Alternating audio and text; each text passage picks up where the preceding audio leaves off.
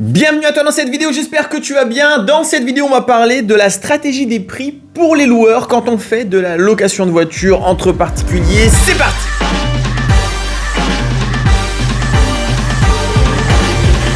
Alors le business de la location de voiture entre particuliers, c'est intéressant.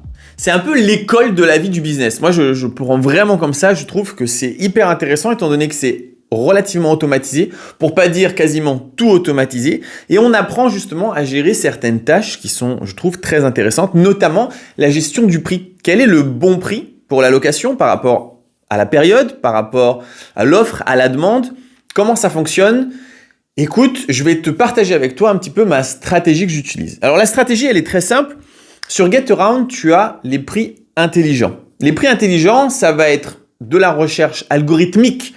Ça fait classe de dire ça, je ne sais pas du tout ce que ça veut dire, mais ça permet tout simplement d'évaluer l'offre et la demande. Et selon l'offre et la demande, en fait, GetAround va augmenter ou diminuer le prix de ta voiture pour être sûr qu'elle parte à un bon prix.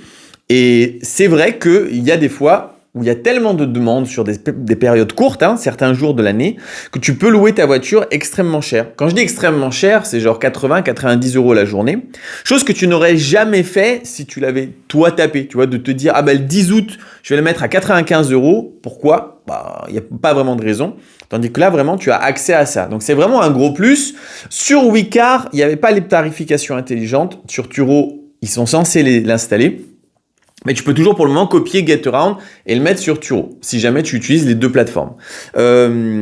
Ensuite, il y a quelque chose sur lequel il faut faire très attention, c'est le fait que plus la personne loue ton véhicule longtemps et plus il a droit à des réductions.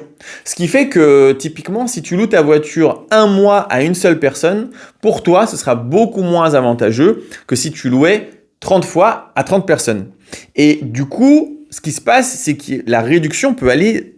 Elle est très élevée. Par exemple, tu peux avoir jusqu'à moins 50% de réduction quand tu loues une voiture pendant un mois, ce qui est énorme. Alors, c'est vrai que c'est un vrai avantage de louer à une seule personne quand on remet les clés, parce que du coup, en fait, il vaut mieux louer à une seule personne 50% de réduction et ne plus du tout devoir t'en occuper de la voiture. Sauf que, en fait, il y a le boîtier Connect. Et le boîtier Connect, ça te permet justement de pas du tout devoir gérer toi la voiture. C'est entièrement automatisé. Et ça, c'est un très, très gros plus. Et donc, qu'elle soit louée une seule fois à une seule personne pendant un mois ou 30 fois à 30 personnes, finalement, pour toi, ça ne change rien en termes de travail. Et donc, il vaut mieux que tu loues ta voiture à beaucoup plus de personnes sur des périodes beaucoup plus courtes pour pas que ces personnes puissent bénéficier de la réduction. Pour pas devoir, en fait, appliquer des frais de réduction à 20, 30, 40, 50%, parce que ce serait vraiment de chiffre d'affaires que tu perdrais, qui est conséquent. Donc, ce qu'il faut faire, c'est d'aller dans les paramètres et de bloquer le nombre maximum de jours sur lequel tu acceptes de louer. De base, on est sur 30 jours. L'idée, c'est de le baisser à une journée, voire 2 journées. En tout cas, de le baisser de manière à ce qu'il n'y ait aucune réduction sur la location de voiture. À aucun moment. Pour toi, c'est beaucoup plus avantageux. En réalité, pour toi, si tu pouvais louer juste 1 heure à une personne et qu'il y avait 10 personnes qui venaient louer 1 heure, tu aurais une rentabilité de malade. Donc, la stratégie est simple. On va enlever cette possibilité aux personnes d'avoir des réductions en louant de la voiture longtemps. On va uniquement, nous, chercher notre clientèle. Notre clientèle seront des gens qui veulent louer une voiture pendant 1 ou 2 jours, basta. Et c'est là qu'on va rentrer beaucoup plus d'argent. Vu que c'est une voiture, il y a de l'usure. Donc même si tu me dis, ouais, mais je vais perdre plein de clients, il vaut mieux à ce moment-là louer que la moitié du temps à plein tarif que tout le mois à demi-tarif. Parce qu'au final, tu vas rentrer la même somme d'argent, mais l'usure de ta voiture va être largement réduite. Voilà, ça c'était l'astuce. C'est un peu la stratégie que j'utilise pour faire des jolis mois.